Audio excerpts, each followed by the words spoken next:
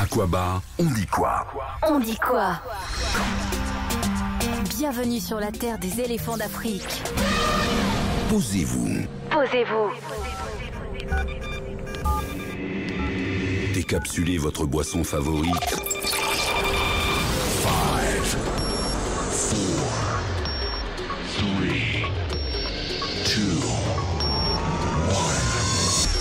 2, 1. Oubliez vos gourmands et appréciez ce podcast Abidjan Talk Live. Abidjan Talk Live. Chaque fin de semaine, enregistré depuis nos studios à Trècheville. Venez découvrir toutes les actualités Et les histoires qui comptent. Bienvenue à ce tout nouveau épisode d'Abidjan Talk Live, fièrement enregistré depuis nos studios à Trècheville. On espère que vous allez tous bien, que encore une fois, hein, je me répète, mais c'est pas grave, que vous soyez en voiture, au sport ou tout simplement à la maison. On espère que vous passez toujours un bon moment avec nous. Et nous, on est contents encore de revenir pour ce 11e épisode. On est très fiers de savoir que vous êtes de plus en plus nombreux à nous écouter et à nous faire parvenir un peu vos petits retours qui nous font des fois donner plus d'envie, plus de motivation à revenir s'asseoir et enregistrer. Bienvenue à vous, installez-vous confortablement et c'est parti pour cet épisode avec moi. Il n'est plus à présenter, mais on va le présenter encore. Zoul, on dit quoi? Bonsoir tout le monde, salut Farid. Comment vas-tu? Ça va et toi? Ouais, ça va, la forme? Oui, on est là. comme d'habitude, toujours. T'as passé de bonnes vacances? Non, je suis pas encore parti en vacances. Tu comptes partir? Un jour. Un jour? Un jour. Ça va être l'objet d'un podcast. Ça va être l'objet d'un podcast à part entière, tes propres vacances. Qu'est-ce que tu as fait alors si tu n'es pas allé en vacances? Tu as bougé un peu? Non, boulot, obligation professionnelle. Obligation professionnelle? Ouais. Bravo, il faut qu'il y en a qui gardent le pays pendant que d'autres Exactement. partent. Ouais. Mais on a quand même bossé ici à Abidjan Talk Live, on a sorti des épisodes. Oui. Non?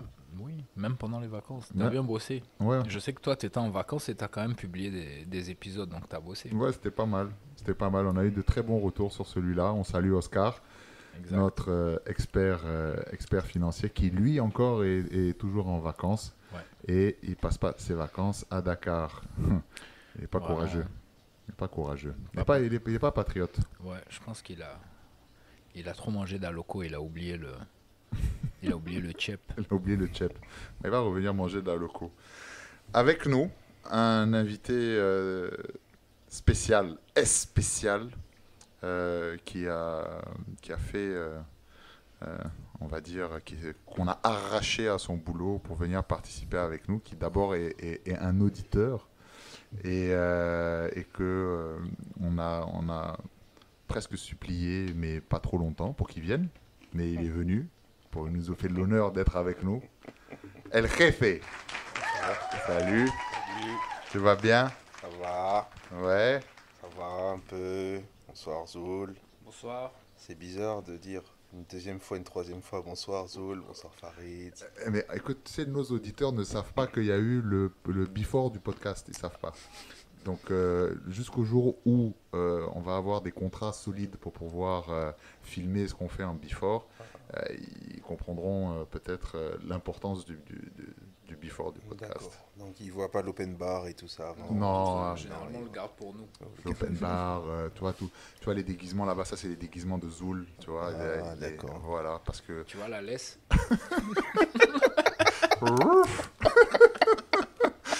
Donc voilà, comme tu peux le constater, hein, je te tutoie certes, mon ami auditeur, on a démarré sur les chapeaux de roue dans cet épisode-là.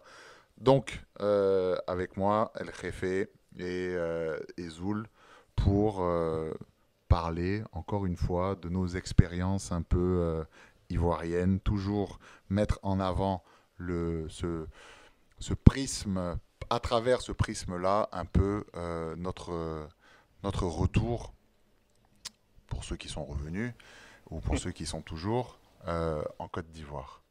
Donc bon, nous, ça fait quelques épisodes, nos auditeurs nous connaissent un peu, mais ne te connaissent pas, le Réfé. Donc est-ce que tu veux te présenter un peu est-ce que tu peux nous en dire un peu plus sur toi? Est-ce que tu es natif de la Côte d'Ivoire? Est-ce que tu es revenu il n'y a pas longtemps? Est-ce que tu es parti? Est-ce que tu es parti mais tu es revenu parce que tu n'avais pas envie de revenir? Enfin, je sais pas, plein de choses. Des trucs intéressants. Bon, déjà, j'ai oublié ces questions.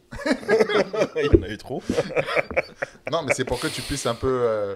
moi aussi, il n'y a pas que vous qui pouvez boire. Moi aussi, voilà, pause, je bois. À toi. D'accord, ok. Donc, moi, c'est El Réfé. Je suis né au Wakanda. Non, je plaisante. Je suis né en Côte d'Ivoire. On a des auditeurs américains, hein, peut-être qui pensent que Ils c'est vont- vrai. Oui, voilà, Ouais. tout à fait, tout à Oh, fait. mais le Wakanda existe vraiment. C'est Oui. une province. Hein. D'accord, ok, donc Tout- oui, ok. Tout à fait, tout à fait. Tu nous montreras sur la carte. Voilà, Zoé. oui. C'est une voilà. province congolaise. Ah oui, tout à fait. Oui, c'est vrai, c'est vrai. c'est vrai, D'accord. C'est vrai, tout à fait vrai. Google is. Non, Google is je real. connais pas, je connaissais Si. pas. Donc, écoute, né en Côte d'Ivoire, j'ai passé quelques années en dehors de la Côte d'Ivoire, en France. Je suis revenu, je suis reparti, je suis revenu, je suis reparti, et là, je suis de retour. Voilà, c'est pour de bon cette fois-ci? Ma volonté est que ce soit pour de bon. Voilà, je veux vraiment vivre en Côte d'Ivoire. Je pense que j'ai pas fait ce voyage retour post-fac pour repartir. Voilà, j'ai eu une expérience il y a quelques temps d'expatriation et le sentiment que j'ai ressenti en revenant en Côte d'Ivoire, même si c'était dans des conditions difficiles, personnelles difficiles, m'a fait prendre conscience que, en fait, je préférais vivre en Côte d'Ivoire, travailler quelque temps, comme tout le monde, hein, aller en mission, machin bidule, mais vivre en Côte d'Ivoire, voilà. Mais au moment où tu étais, pardon, hein, au moment où tu étais revenu et que tu es reparti, c'est qu'il y avait forcément des choses qui ne te correspondaient pas et qui aujourd'hui sont peut-être plus en adéquation avec ton style de vie, ce dont tu aspires à revenir en Côte d'Ivoire. Moi, par exemple, je suis parti pour une raison bien précise.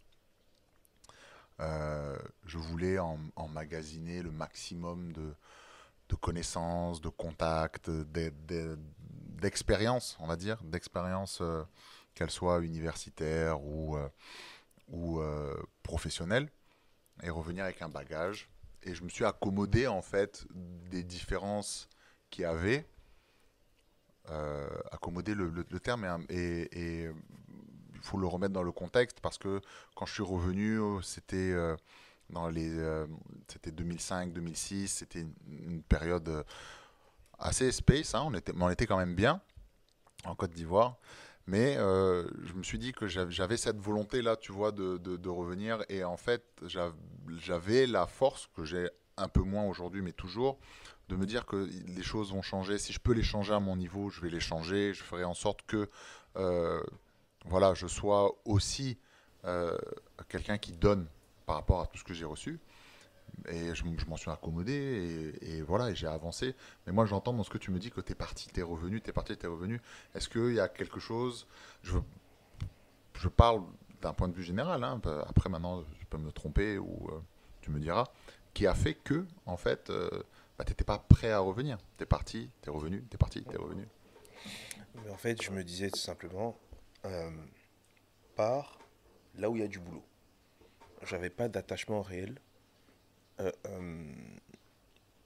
Aussi bizarre que cela puisse paraître, par rapport à ce que j'ai dit précédemment, j'avais pas d'attachement particulier à la Côte d'Ivoire. Bon, peut-être parce que dans ma famille, il y a des expats, il y a beaucoup d'expats, parce que mes deux sœurs ne vivent pas là, mon frère ne vivait pas là, donc voilà. Donc finalement, on était plutôt dehors que dedans. Donc voilà, donc on n'était pas...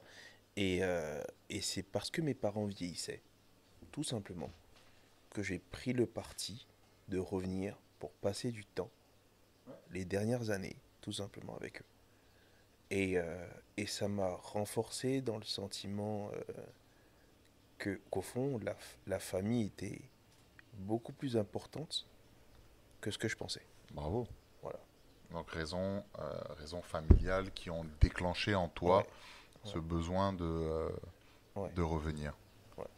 Mais au-delà de ces raisons familiales-là, est-ce qu'aujourd'hui, il y a des choses qui font que, disons qu'il n'y aurait pas cet aspect familial-là, est-ce qu'il y a des choses aujourd'hui dans la vie de tous les jours, hein, en Côte d'Ivoire, est-ce qu'il y a des choses qui te retiendraient? Ah, Imaginons qu'on enlève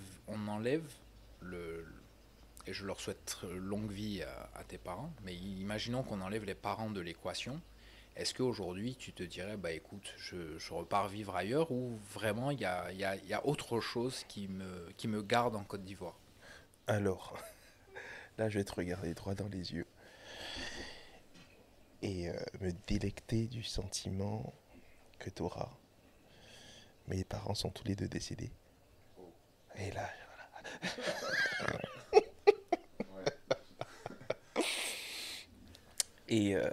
Et finalement, ça me renforce dans la croyance que j'ai bien fait. Voilà. Et je ne regrette absolument pas d'être revenu. Ma situation actuelle, que ce soit professionnelle, personnelle, amoureuse, me renforce à chaque seconde sur mes choix. Et j'en suis très, très, très, très, très heureux. Parce que j'ai pu être là quand ma mère est partie, il y a déjà 10 ans. Mon père est décédé il y a quelques mois. Et c'est marrant parce que j'étais en expatriation. Je suis revenu pour lui, parce qu'il était malade. D'accord. Et j'ai accepté aucune mission, mais aucune mission. Et la première mission que j'ai acceptée, eh ben, il est décédé pendant que j'étais pas là. Donc tu vois, oui, ça a duré voilà, quelques semaines, ça peut revenir de temps à autre, ce petit sentiment de culpabilité, mais c'est la vie. Mais par contre, ça met en parallèle le fait que ben, voilà, je suis content d'être revenu, d'avoir passé ces instants avec lui, que mon fils aussi ait pu voir son grand-père, etc. Donc voilà, donc hormis la famille. Ouais. Alors, c'était la question, hormis la famille, eh bien, tout. Il n'y a qu'à passer la tête par la fenêtre. Mais tout te donne raison d'être revenu. Et c'est ce que je dis aujourd'hui aux gens qui sont à l'extérieur. Je leur dis, mais les gars, venez. Hier, c'est passé. Aujourd'hui, c'est trop tard. Donc, au moment où je vous parle, sautez dans un avion, venez, parce que on est dans un pays qui, certes, est à la croisée des chemins, qui est ultra moderne quand on regarde en Afrique de l'Ouest. L'environnement régional. Qui est en Afrique, donc qui est très traditionnel, mais donc ça veut dire qu'il y a plein de choses à faire. Et on peut vraiment s'éclater dans ces projets. Bon, tout va pas marcher, c'est pas l'Eldorado, faut pas vendre du rêve. Mais il y a la faculté de faire. Il y a la possibilité Il y a la d'essayer. possibilité de faire.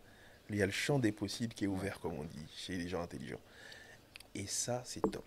Ouais, j'aime beaucoup vulgariser ce que tu dis parce que je suis à 100% synchro avec toi. Moi, c'est un peu voilà, je suis encore un peu dans l'émotion, mais moi, c'est à peu près pareil que toi avec ma mère qui est aujourd'hui partie il y a plusieurs années et que en revenant, j'ai passé beaucoup de temps avec elle et donc voilà, c'est la vie qui est comme ça. C'est ce que tu as dit, tu as bien résumé la chose et force à toi toujours de toujours avoir ce mindset là assez important. Et pour revenir à ce que tu disais, pour vulgariser un peu, la Côte d'Ivoire est l'un des rares pays, à tort ou à raison, on en parlera peut-être un peu plus tard dans ce podcast-là, où on peut rentrer avec un visa touristique, s'y installer, et avec une table, juste une table, qu'on va mettre sur un trottoir ou sur un coin de rue. Dans le grand Abidjan aujourd'hui, l'Abidjan centre, c'est de plus en plus difficile parce que Il n'y a pas de trottoir. déjà, mais il y en a plus qu'à Dakar, crois-moi. Ouais, c'est vrai. Il y en a plus qu'à Dakar, spécial dédicace. Et où n'importe qui, en fait, avec une préparation faite à la maison, que ce soit de la nourriture, que ce soit un objet d'art, que ce soit, peut, en fait, commencer un business. Je ne vais pas dire en vivre. Il y en a qui en vivent en dehors d'Abidjan, beaucoup. À Abidjan, aujourd'hui, on est choco à Abidjan. Il y a des choses où, voilà, on peut se faire livrer, mais on ne veut pas forcément voir d'où ça vient, etc. etc. On est devenu un peu choco à Abidjan. Mais c'est vrai que quand on sort d'Abidjan, moi qui ai un peu l'opportunité de sortir au moins une fois par 2-3 semaines d'Abidjan, et quand je dis sortir, je ne dis pas aller à Assini. Hein. Assini, c'est le grand Abidjan.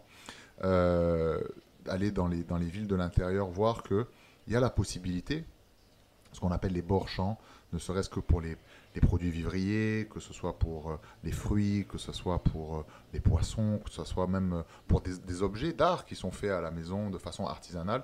Il y a la possibilité aujourd'hui, avec une table, de pouvoir démarrer une aventure entrepreneuriale.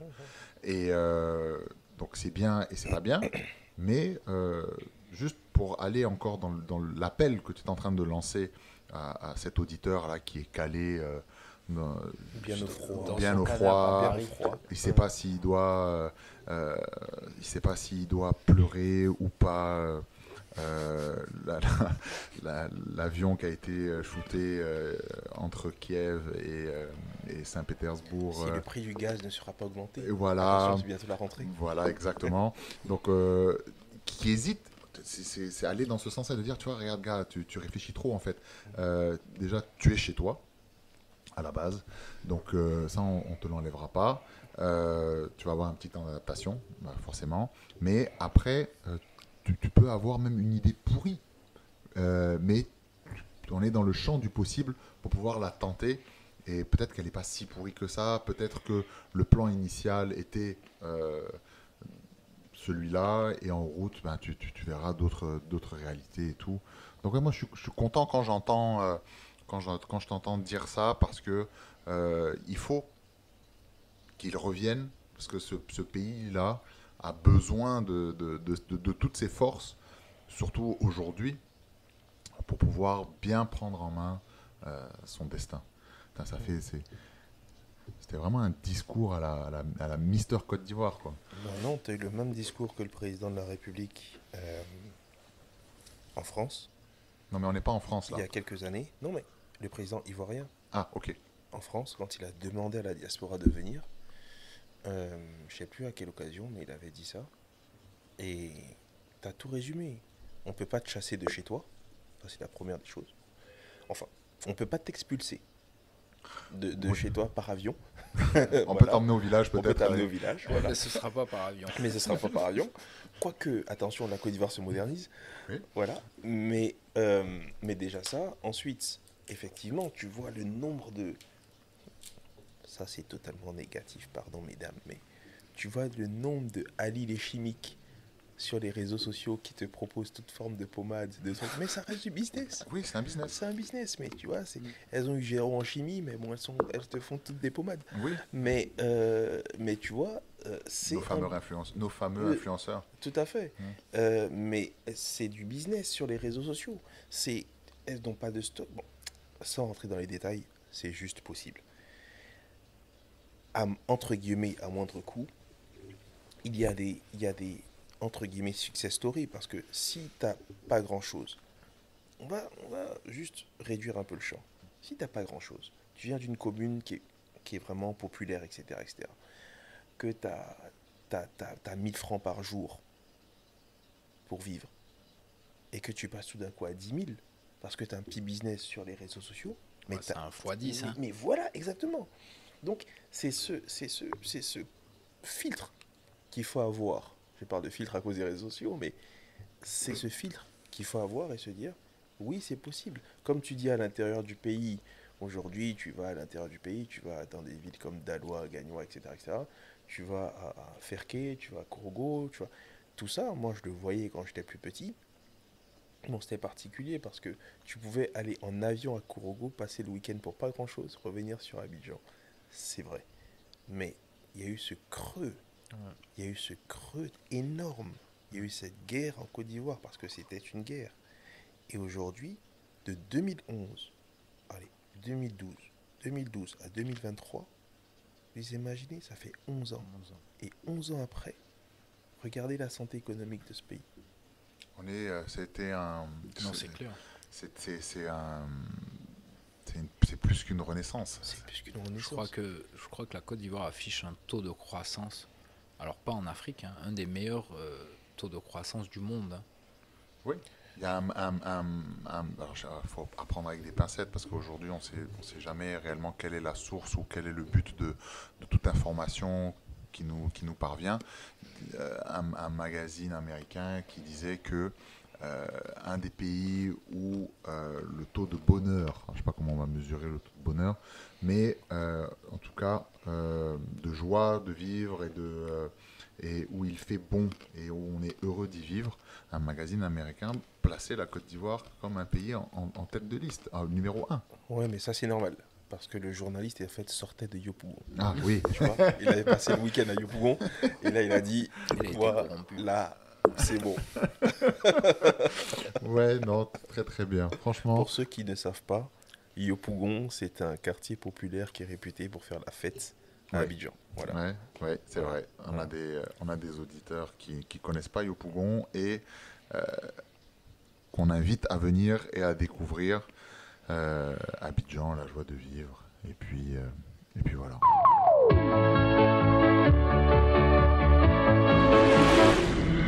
Nous allons maintenant vous demander la moitié de la route. Abidjan Talk Life, c'est terminé. On espère que vous avez passé un bon moment. Posez votre bière Et reprenez une activité normale. N'oubliez pas de vous abonner sur Apple Podcast, Google Podcast, Spotify et de commenter sur notre profil Instagram. Découvrez de nouvelles actualités et histoires au prochain numéro.